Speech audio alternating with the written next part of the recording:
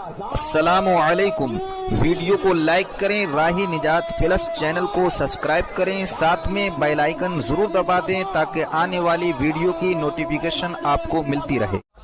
हम अपने घर वालों को कनाअत पसंदी का आदी बनाने की बजाय हम उनके हर मुतालबे को पूरा करने की कोशिश करते हैं और उसके चक्कर में हराम में पड़ जाते हैं।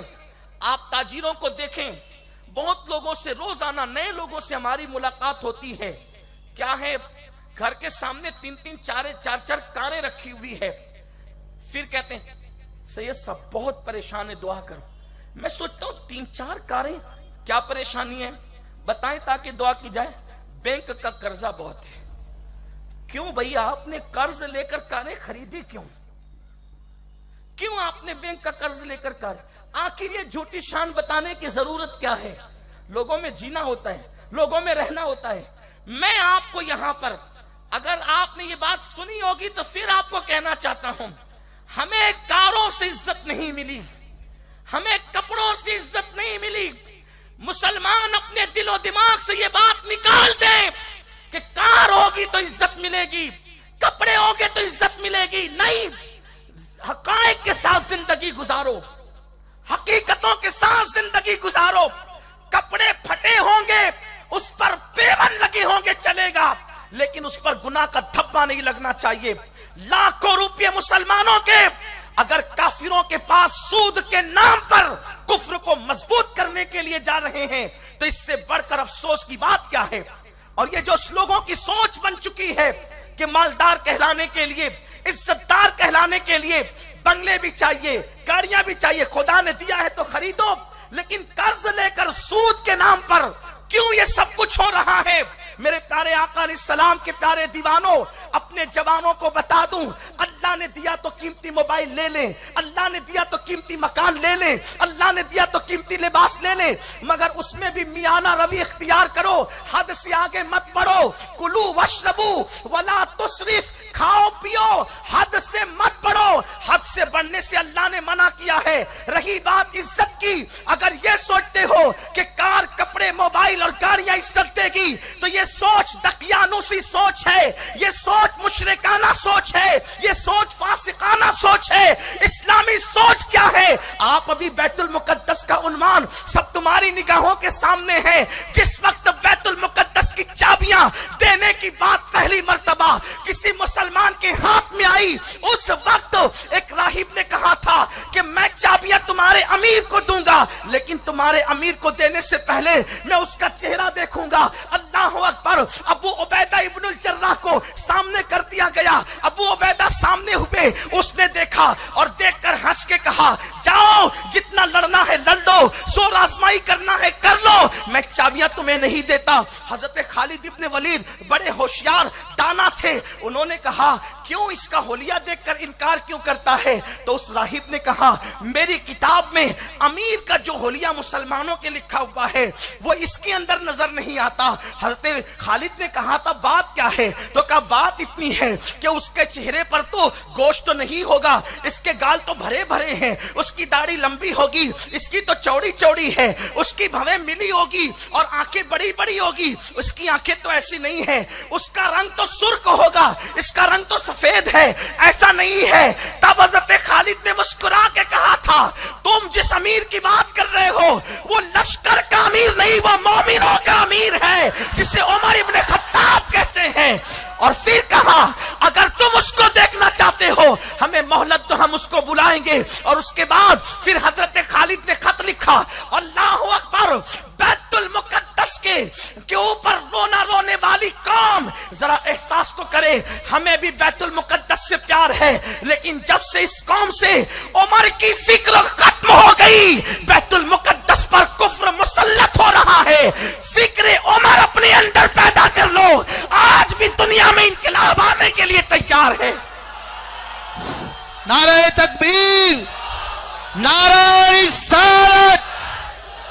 कुव्वते फिक्र अमल पहले फना होती है, फिर किसी कौम की शौकत को ज़वाल आता है। कपड़े और कारों के धोखे में इज्जत के मुतलाशी, अपने वजूद पर इस्लाम मुसल्लत न करने वाले बैतुल मुकद्दस पर इस्लाम का परचम क्या लहरा सकेंगे? अब वहां इस्लामी हुकूमत क्या कायम कर सकेंगे?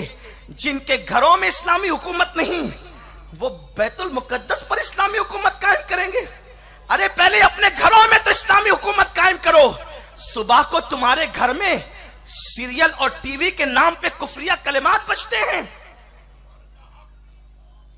तुम्हारे घरों के अंदर कुफरिया कलिमात की आवाज आती है, जिनमें अल्लाह के लिए गालियां होती है, जिनमें दरख्तों की और पत्थरों की तारीफें होती है। मुसलमानों, फिक्र फारूकी तो ये थी, ए हजर अस्वद, अगर मैंने तुझे अपने नबी को चूमते हुए न देखा होता तो मैं तुझे कभी नहीं चूमता, क्योंकि मैं जानता हूं कि तू पत्थर है, ना तो फायदा दे सकता है ना नुकसान पहुंचा सकता है। तुझे चूमना इसलिए है कि मेरे हबीब ने तुझे चूमा है, हबीब ने चूमा इसलिए तुझे चूमना। फिक्र फारूकी ये है। अल्लाह अकबर। खालिद इब्ने वलीद ने खत लिखा, अल मुख्तसर ये, लेकिन मुसलमानों के अमीर के घर का हाल ये था।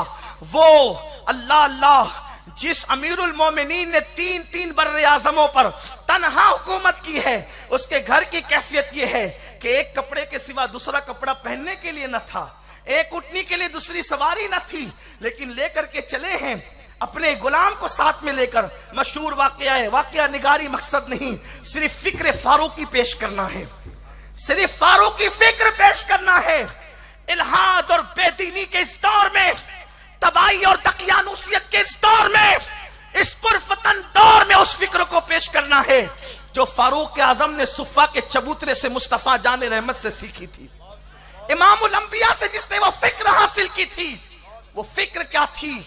जब अमीरुल मोमिनीन चले हैं, वही फटा पुराना लिबास, वही पेवन वाले कपड़े और एड़ियों के पास से फटा हुआ चमड़े का मोजा है। वहां पहुंचे हैं, पानी की नहर थी, सोचा उतरूंगा तो अंदर से पानी एड़ियों के जो फटे हुए हिस्से उससे घुस जाएगा। चमड़े के मोजे उतार के कंधों पे डाल लिए, रही से सारी कसर पूरी हो गई। लोग इंतजार कर रहे थे कि मोमिनों का अमीर कौन है, जरा देखें तो सही, वो किस तरह कैसरो किसरा के ताजदारों की तरह कर्रो फर से आएगा। वो जब आएगा तो हटो बच्चों के नारे होंगे, वो जब आएगा तो धक्कम धक्कियां होगी।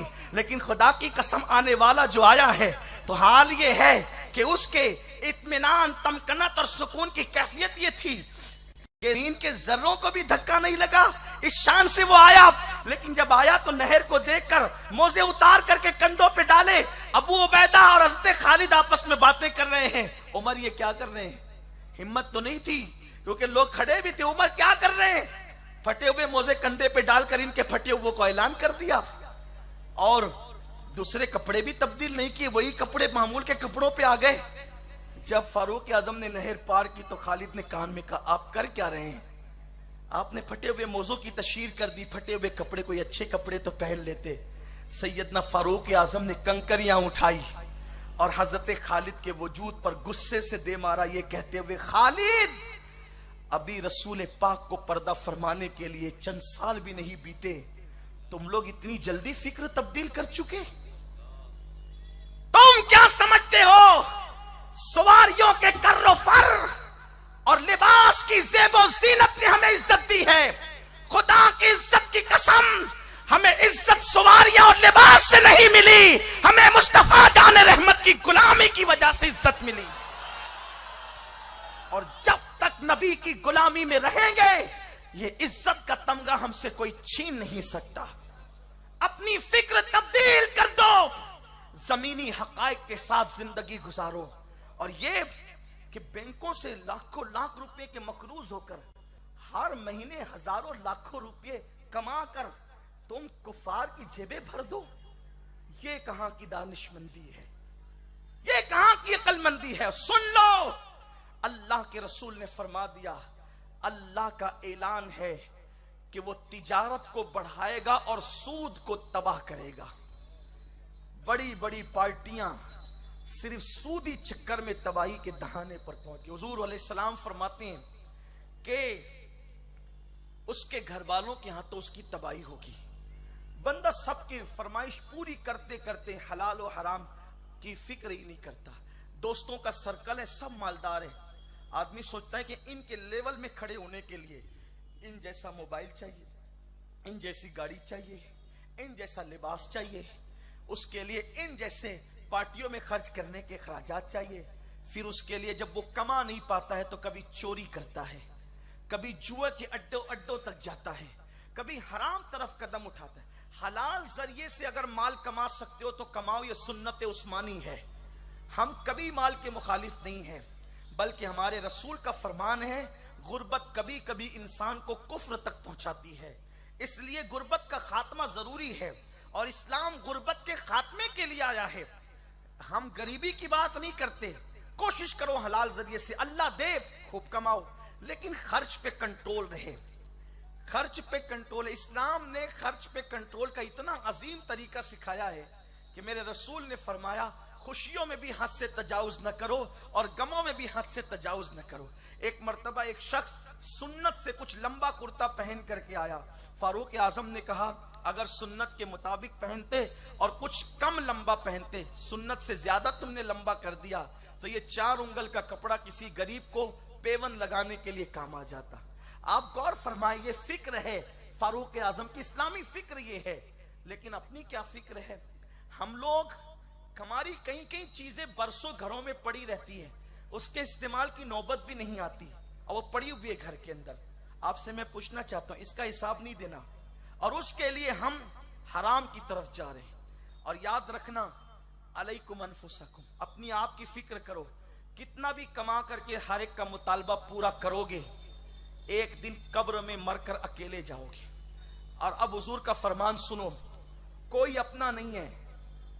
बेटों के हक इतने अदा करो जितना इस्लाम ने कहा, बेटियों के हक इतने अदा करो जितना इस्लाम ने कहा, बीवी के हक इतने अदा करो जितना इस्लाम ने कहा, माँ बाप के हक इतने अदा करो जितना इस्लाम ने कहा, उससे ज्यादा आगे मत बढ़ो।